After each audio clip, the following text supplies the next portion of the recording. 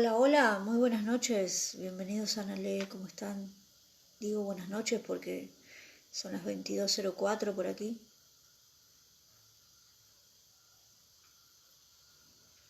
Estoy tomando un cafecito, un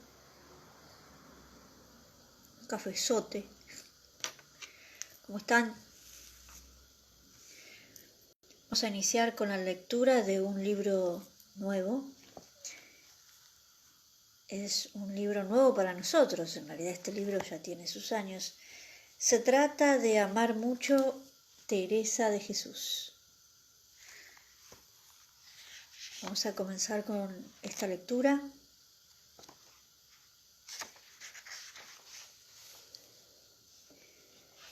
La presentación dice así. La autobiografía de Santa Teresa, desde el comienzo hasta su última página, está caracterizada por el rasgo distintivo de los santos, la humildad. Desde el inicio se preocupa de señalar la parte que le corresponde a Dios en su propia vida. Aunque el Señor se le mostró incontables veces, sin embargo no ve en ello motivo para sentirse mejor que las demás, ni siquiera para estar segura del beneplácito divino. Las numerosísimas gracias recibidas no son para ella confirmación de su modo de proceder, sino que son apremio para servir más y mejor a Dios. La santa se sorprende y se asombra sin cesar por las deferencias que tiene el Señor con ella. Se podría decir que la autobiografía de Santa Teresa, a su modo y con su mentalidad española, es un extenso desarrollo del cántico de María Santísima. Mi alma engrandece al Señor y mi espíritu se alegra en Dios mi Salvador, porque ha puesto los ojos en la humildad de su esclava. Hemos dejado de lado muchos de los pasajes de la vida de la santa para evitar la reiteración y también por carecer ciertos hechos de interés a nivel popular. Creemos que las experiencias de Teresa son, en gran escala, una réplica de lo que le sucede a todos los que buscan acercarse cada vez más a Cristo. Esta era la presentación del libro. Es la autobiografía de Santa Teresa, pero adaptada, ¿no? Un poco recortada tal vez. Es un libro muy, muy chiquito, muy compacto, que, bueno, continuamos con el prólogo. Me han pedido que ponga por escrito todos los favores que me ha hecho el Señor, aunque yo hubiera preferido escribir detalladamente sobre mis grandes pecados y mi ruin vida. Esto lo dice Santa Teresa. Pero esto no me lo han permitido. No sé quién leerá este relato de mi vida, pero sea quien sea, tenga bien presente la bajeza de mi proceder. Traté de consolarme con la historia de la vida de los santos, pero fue inútil. Ellos, una vez comenzado el seguimiento de Cristo, no lo volvían a ofender. Yo no solo volvía a ser peor, sino que parecía que me empeñaba en resistir las gracias que me daba el Señor. Sea bendito por siempre Dios, que tanto me esperó, y a quien con todo mi corazón suplico me ayude, para que con claridad y absoluta verdad escriba lo que mis confesores me han mandado sobre mi vida. Que estas líneas sean para gloria y alabanza del Señor, y para que mis confesores, conociéndome de este modo mejor, ayuden a mi flaqueza para que pueda servir mejor a su majestad, único merecedor de toda gloria y alabanza. Amén. Así ella se presenta en este prólogo. Voy a alejar un poquito el celu. Continuamos entonces con la infancia de Santa Teresa. Si no hubiera sido tan ruin, hubiera sido suficiente para ser buena el tener padres virtuosos y piadosos. Mi padre leía continuamente libros buenos y los ponía a nuestro alcance para que los leyéramos mis hermanos y yo. Mi madre cuidaba de que rezáramos y se preocupaba de que fuéramos devotos de Nuestra Señora y de algunos santos. Mi padre era muy caritativo con los pobres y los enfermos y con los criados de la casa. Nunca nadie lo vio jurar ni murmurar. Era un hombre muy recto. Mi madre también fue de grandes virtudes y pasó la vida con grandes enfermedades. Siendo muy hermosa, nadie jamás notó que ella se preocupara de eso. Murió muy cristianamente a los 33 años de edad, muy jovencita la madre. Éramos 3 hermanas y 9 hermanos. Todos, gracias a Dios, muy virtuosos, excepto yo, aunque era la más querida de mi padre. Era muy compañera de uno de mis hermanos que tenía casi mi edad. Leíamos juntos vidas de santos. Al leer los martirios que habían sufrido por Dios, muchos de ellos, me parecía que habían conseguido muy fácilmente el ir a gozar de Dios en la otra vida. Yo deseaba también morir así, no por amor de Dios, sino por ir a disfrutar de inmediato de los grandes bienes del cielo. Y junto con este hermano hacíamos planes para conseguir el martirio. Iríamos a tierras de moros para que allí nos cortaran la cabeza. Ahora veo que era el Señor el que nos daba ánimos en tan tierna edad. Nos asombraba mucho en aquella época el leer que tanto la condenación como la gloria son para siempre. Conversábamos mucho sobre eso y nos gustaba repetir muchas veces para siempre, siempre, siempre. El Señor quiso que al pronunciar esto mucho rato me quedara impreso desde la infancia el camino de la verdad. Como vimos que era imposible ir a tierras de moros para que nos mataran por Dios, decidimos ser ermitaños. Y en un jardín que había en casa tratamos de hacer unas pequeñas capillas con piedritas que se nos venían enseguida abajo. Al considerar ahora aquello, me da devoción cómo me daba Dios tan tempranamente lo que yo perdí por mi culpa. Recuerdo que cuando murió mi madre tenía yo 12 años y muy afligida fui ante una imagen de Nuestra Señora suplicándole con muchas lágrimas que fuera mi madre. Creo que aunque lo hice ingenuamente, me valió, pues siempre que me he encomendado a ella, me ha escuchado y al fin me atrajo hacia sí. Me da pena ahora en el presente el no haber sido constante en aquellos buenos deseos de los comienzos. Después de esos primeros años, a pesar de haber recibido una gran ayuda de mis padres para caminar en el sendero del bien, sin embargo, comencé a utilizar todas mis cualidades naturales, que según dicen eran muchas, para ofender al Señor en lugar de emplearlas para darle gracias. Esto es lo que describe Santa Teresa de su infancia. Ella está renegando de no haber alimentado esos primeros gestos, esos primeros acercamientos con Dios. Sí, me recuerda a San Agustín cuando decía, tarde te amé, hermosura tan antigua y tan nueva.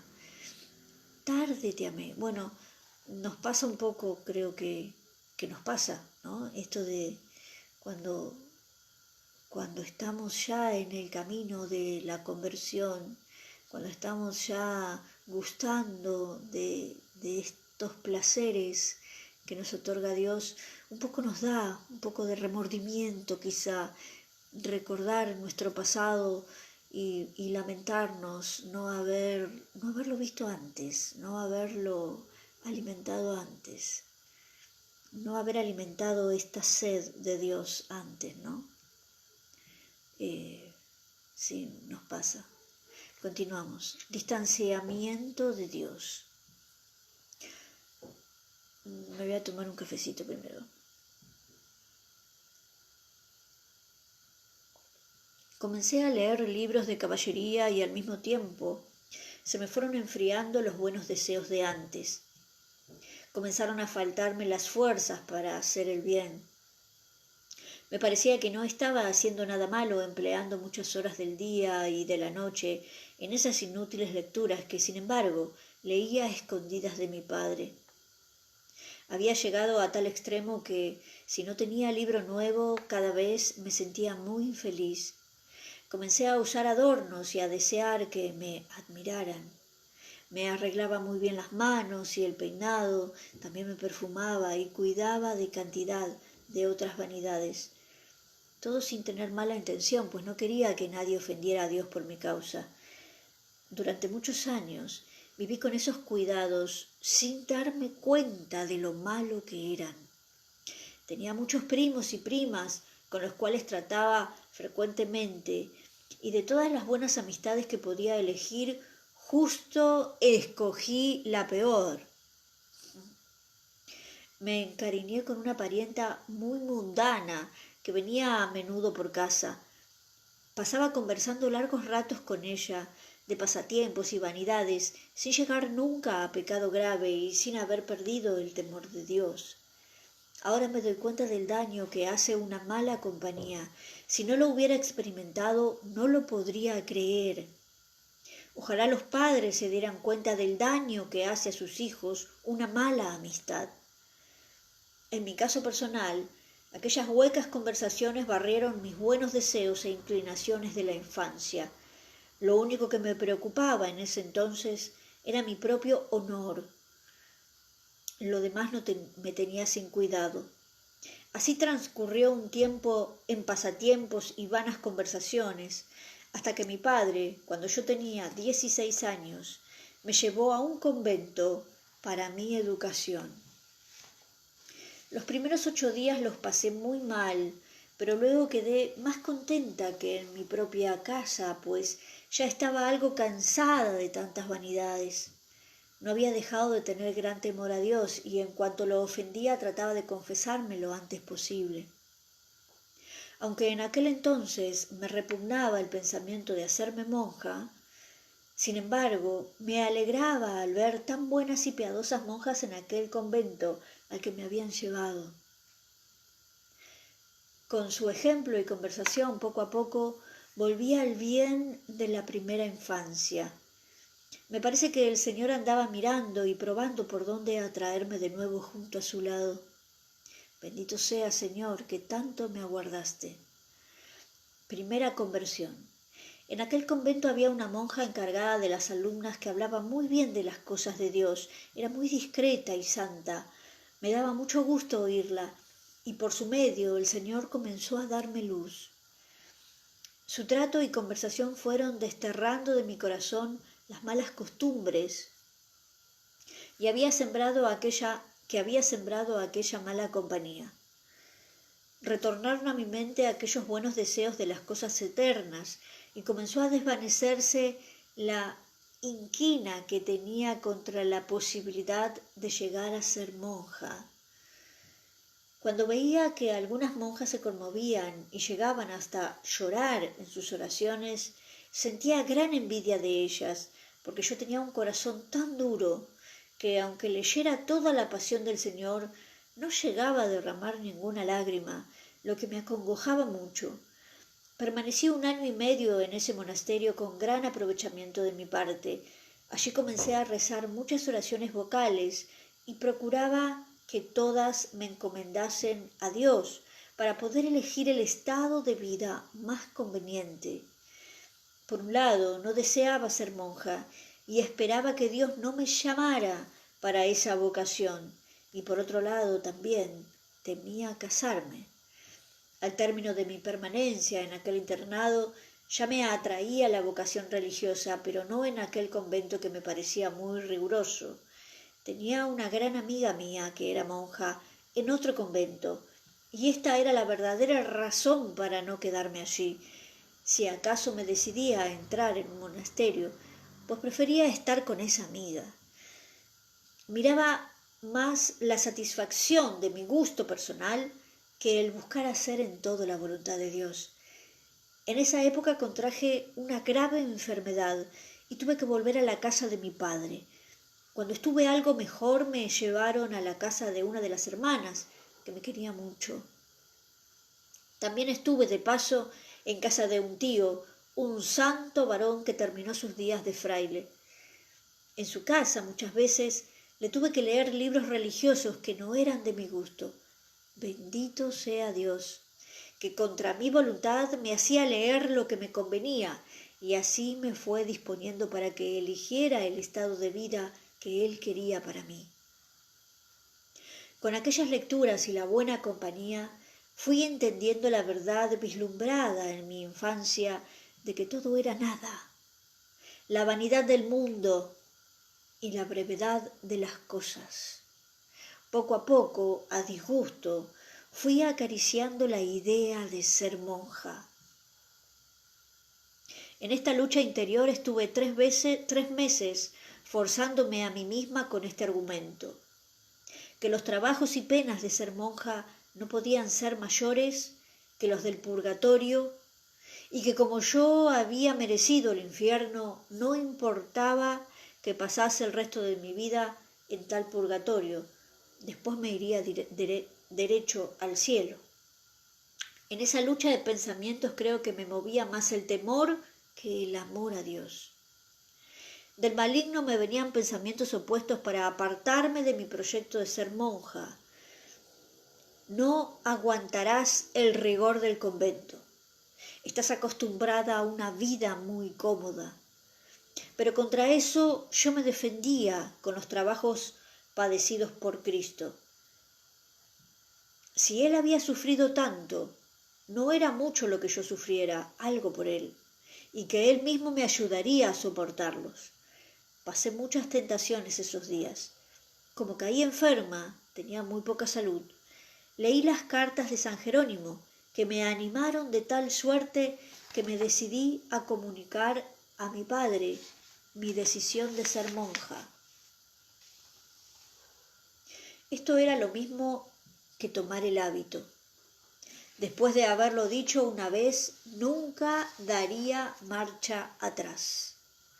Como mi padre me quería tanto, no hubo manera de convencerlo de que me dejara entrar al convento. Muchos le hablaron para que cediera, pero todo fue inútil. Solamente aceptó que al fin de sus días yo hiciera lo que me agradase. Pero como yo desconfiaba de mi constancia, busqué otra solución.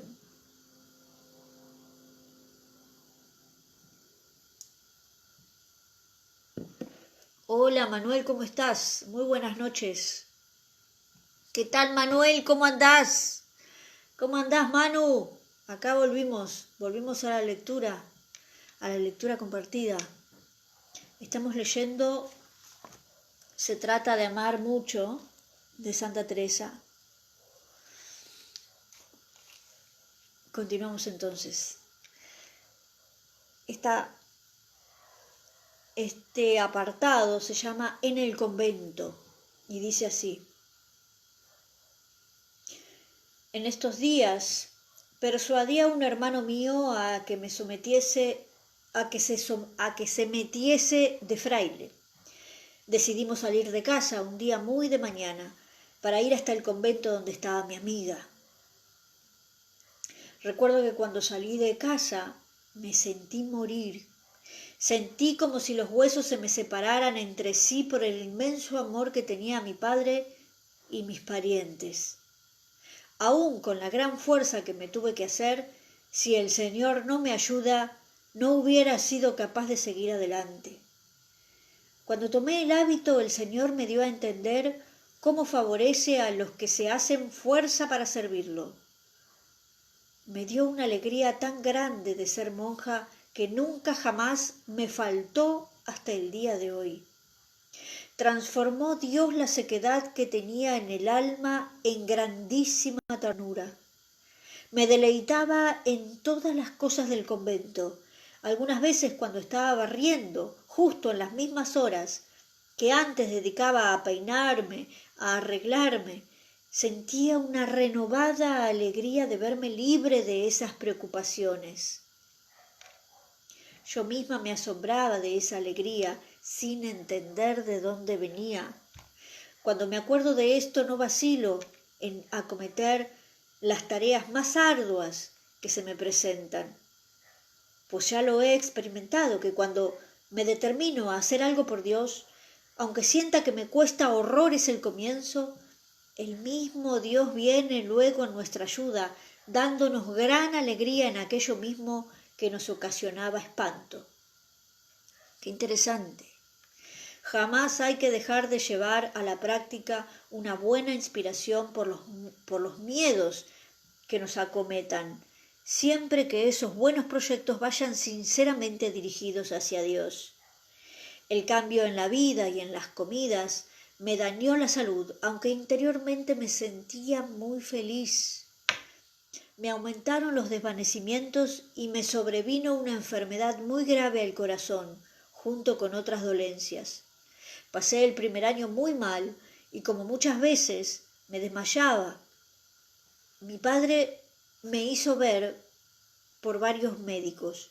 Como ninguno acertó a curarme, me llevó a otro lugar de renombre por sus curaciones. Me acompañó aquella monja muy amiga que ya he mencionado. Estuve casi un año fuera del convento. Después de una larga espera, durante 3 meses, me hicieron unas curaciones tan dolorosas que no sé cómo las pude soportar. Primeros pasos en la orientación meditación. Vamos a ver qué nos dice Santa Teresa. Cuando me dirigía hacia aquel lugar de curaciones, el tío del cual ya hablé me dio un libro sobre la forma de hacer oración de recogimiento.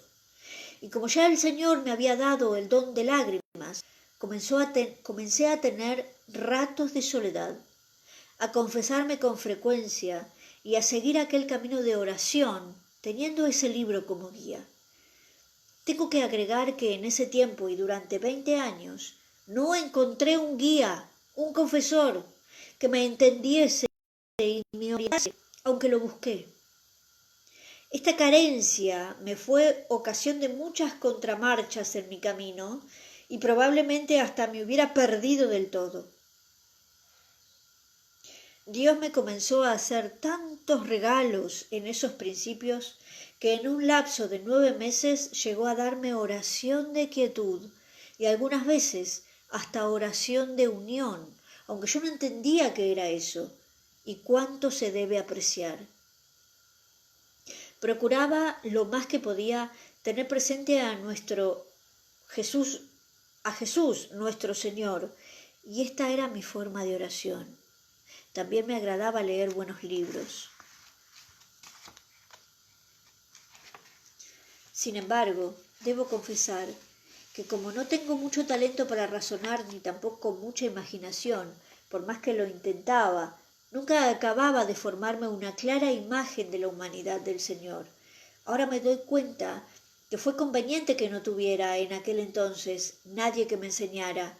Hubiera sido imposible que perseverara 18 años en las grandes arideces y trabajos que pasé por no poder orar reflexionando, meditando. Durante esos años solamente me atrevía a comenzar la oración teniendo un libro entre las manos, porque aunque no siempre me sentía seca interiormente, me ayudaba del libro para fijar mi pensamiento en Dios. Algunas veces leía poco, otras veces mucho, y otras veces me bastaba solamente abrir el libro para concentrarme y hacer oración. Retornando a los comienzos, me asombro de la gran bondad de Dios que me regalaba tan magníficamente. Él no deja de pagar, aún en esta vida, hasta el mínimo deseo bueno que tengamos. Y por ruines e imperfectas que fuesen mis obras, el Señor las iba mejorando y perfeccionando y dando valor.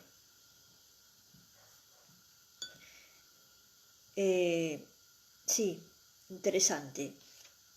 Interesante esa perseverancia en el trabajo de la oración, ese reconocimiento de la incapacidad propia, de las limitaciones propias, y no obstante mantenerse firme en el camino y continuar, ¿no?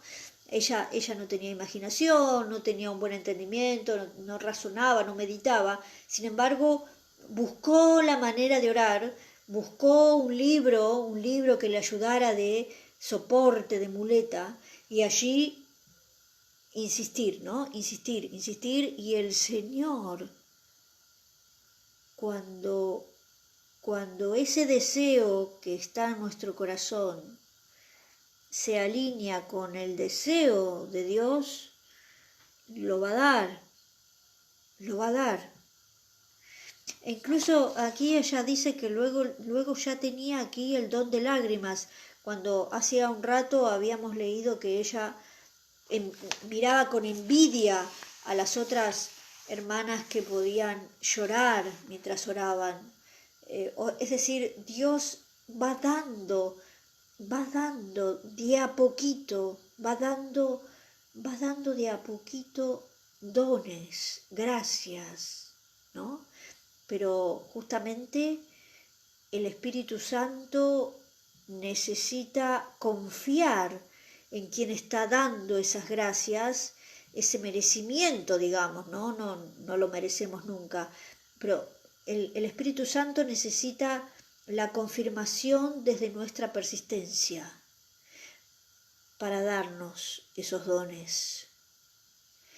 Si persistimos, si avanzamos, si luchamos, si buscamos, si golpeamos la puerta, nos va a responder, pero necesita esa confirmación de parte nuestra para darlo. No lo da porque sí, no lo da porque sí, necesita un trabajo nuestro, voluntario, ¿no? Necesita nuestro sí, necesita nuestra presencia. Sí, aquí estoy, sí, estoy insistiendo, sí, quiero esto.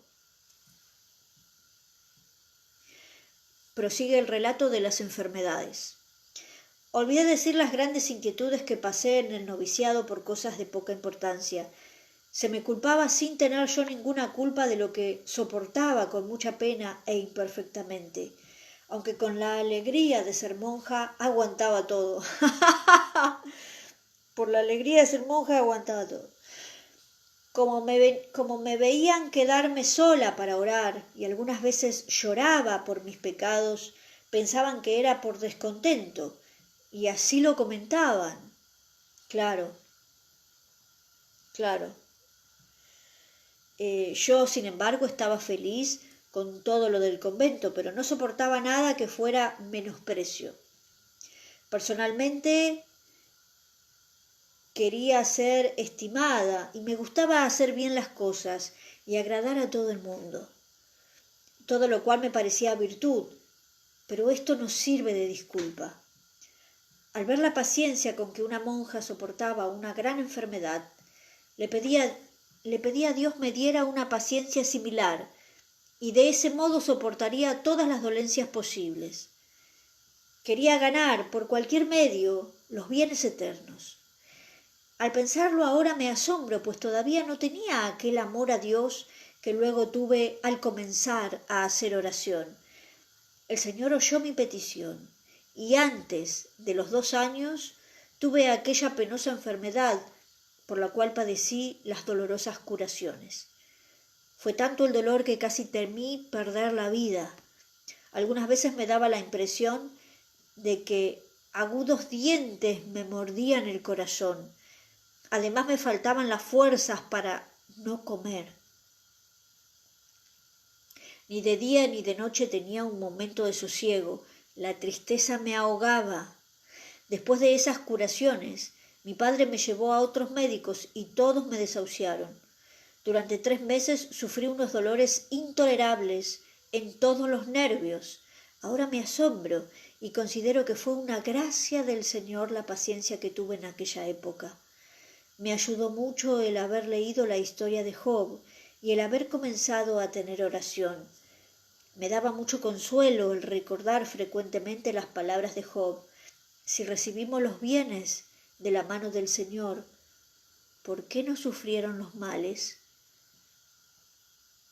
Al acercarse en agosto la fiesta de Nuestra Señora, traté de confesarme como acostumbraba. Aquella noche tuve una parálisis que me duró 4 días. Creyeron que moría, pues hasta había perdido los sentidos. Me dieron el sacramento de la unción. Se llegó a abrir la sepultura para enterrarme, pero gracias a Dios volví a recuperar la conciencia. ¡Wow!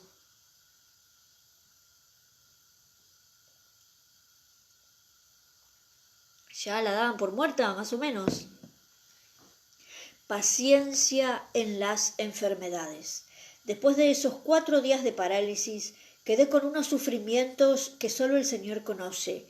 La lengua hecha pedazos de mordida, la garganta cerrada y una debilidad tan grande que ni podía tragar el agua. Me era imposible moverme. Pedí que me trasladaran al monasterio en donde estuve 8 meses postrada. El restablecimiento llevó 3 años. Cuando comencé a moverme daba gracias a Dios, pero siempre estuve muy conforme con la divina voluntad, aunque tuviera que quedar así de por vida. Me confesaba muy a menudo y mi conversación era de continuo sobre las cosas de Dios. Todos se admiraban de la paciencia que Dios me daba para soportar tal enfermedad. Sin embargo, yo deseaba restablecerme para poder estar a solas en oración, pues en la enfermería del convento no tenía un momento de tranquilidad. Como resultado de los favores que Dios me daba en la oración, mejoré en mi trato con los demás.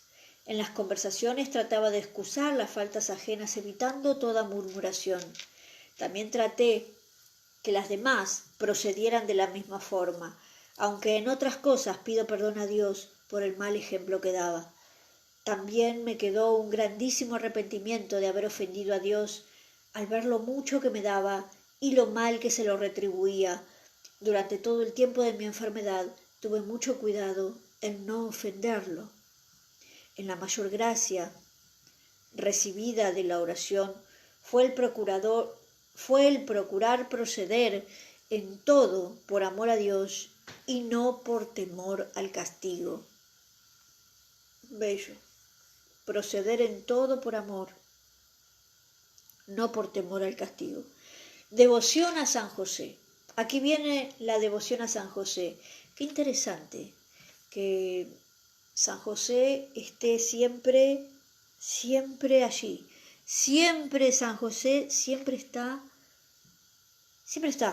presente.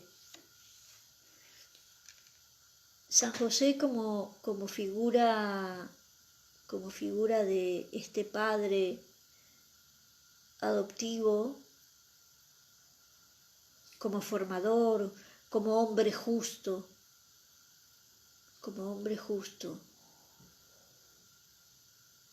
como un padre amoroso, un padre entregado totalmente a su familia, un padre en constante comunicación con Dios, que hacía lo que Dios le decía, le mandaba. Entonces podía organizar su casa de una manera maravillosa. La importancia de que el padre de familia esté comunicado con Dios. Devoción a San José. Por aquel tiempo tomé por patrono al glorioso San José y me encomendé mucho a él. Pude constatar cómo me ayudaba en diversas circunstancias. Es hay que pedirle a San José. San José no defrauda, nunca defrauda. Lo que le pidamos a San José no defrauda. Estoy hablando de siempre que esto que le pedimos conviene a nuestra alma, ¿no? Sea algo bueno para nuestra alma, nos lo da.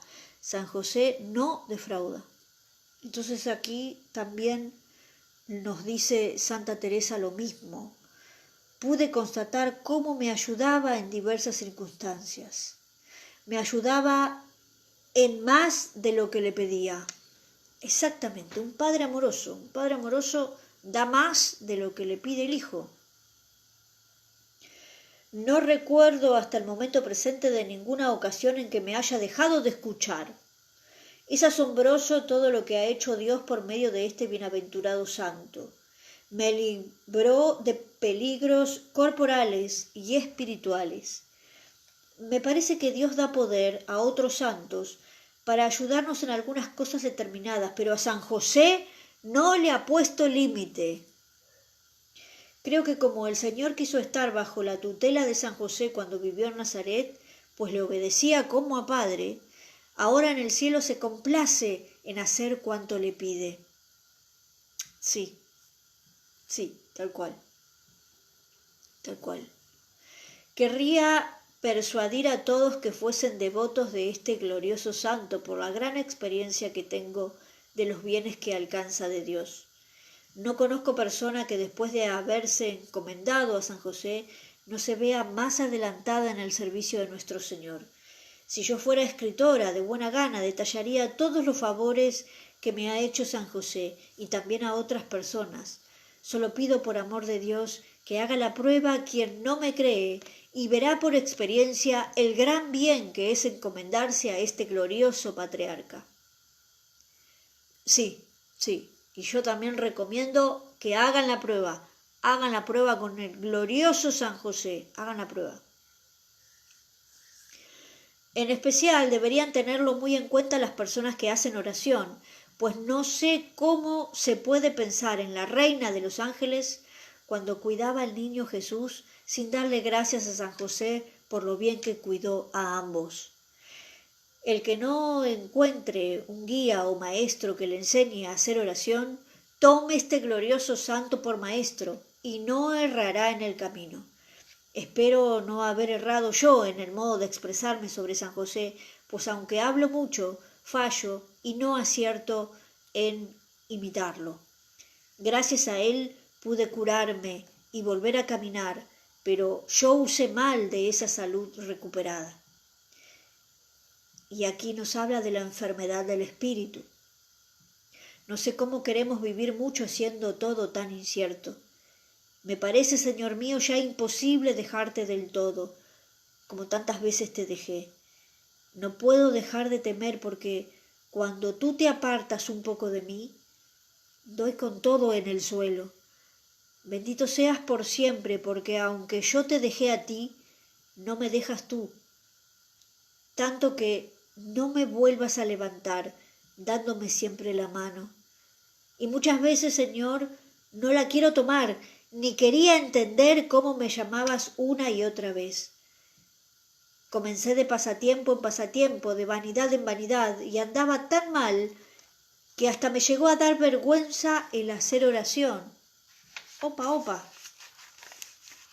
Y nos puede pasar, Nos puede pasar esta enfermedad del espíritu. A todos, en cualquier momento. Al crecer mis faltas, me comenzó a faltar el gusto por las cosas de Dios. Y fue en ese momento que sufrí el ataque más traicionero del demonio bajo apariencia de humildad. Me hizo pensar que era mejor dejar la oración mental, la meditación, puesto que yo era la peor de todas, que bastaba rezar solamente los rezos obligados para todas las monjas. A esto se agregaba el sentirme culpable de engañar a la gente, pues me apreciaban mucho y yo en mi interior sabía lo indigna que era. ¿Cómo se enfermó mi alma? Comencé a tener conversaciones frecuentes con gente de fuera del convento, que me venían a visitar, sin darme cuenta del mal que me producirían. Muy interesante. Cuidar las conversaciones. Como era algo que se acostumbraba, pensé que no me harían mayor daño a mí que a otras que eran muy buenas monjas, sin darme cuenta que las otras eran mejores que yo. En aquella época no me daba cuenta de que en esas conversaciones malgastaba el tiempo. Aquella amiga que tenía en el convento me avisó más de una vez, pero yo no le hice caso y hasta me disgustaba con ella. Hasta el mismo Señor quiso darme a entender que no me convenían esas amistades. Un día se me presentó Cristo con mucha severidad para hacerme ver lo disgustado que estaba con mi proceder.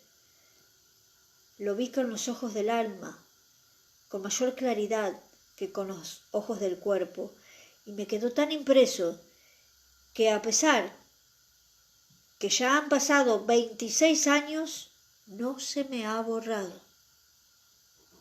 Al principio quedé muy asombrada y conmovida y dispuesta a dejar esas conversaciones con las visitas, pero después el maligno me indujo a creer que me había equivocado, que eran fantasías lo que había visto, aunque en lo más íntimo de mi ser yo me daba cuenta de que aquella visión de Cristo era verdad. Sin embargo, como contradecía mi gusto, buscaba argumentos que favorecieran mi forma de proceder. Como resultado, terminó haciendo lo mismo. Durante muchos años seguí manteniendo aquellas amistades y conversaciones. Por aquel entonces fue que llegué a dejar de hacer oración mental, aunque durante más de un año, bajo pretexto de humildad, como ya dije antes. También en esto me trataba de convencer a mí misma, aduciendo argumentos a mi favor, que estaba enferma y que no podía concentrarme para hacer oración. A decir verdad, aunque esto no justifica el abandono de la oración, siempre tuve y tengo hasta ahora muchas dolencias. Durante 20 años sufrí de vómitos por las mañanas sin poder desayunar hasta pasado el mediodía. Después que comencé a comulgar con frecuencia, sentía los vómitos por la noche, con grandes dolores, aún en el corazón. También me daban fiebres frecuentes. En la actualidad se me da muy poco de esas dolencias y muchas veces me alegro de padecerlas para ofrecérselas al Señor. Reconozco que las dolencias pueden impedirnos una oración prolongada, pero hay momentos en que es posible orar.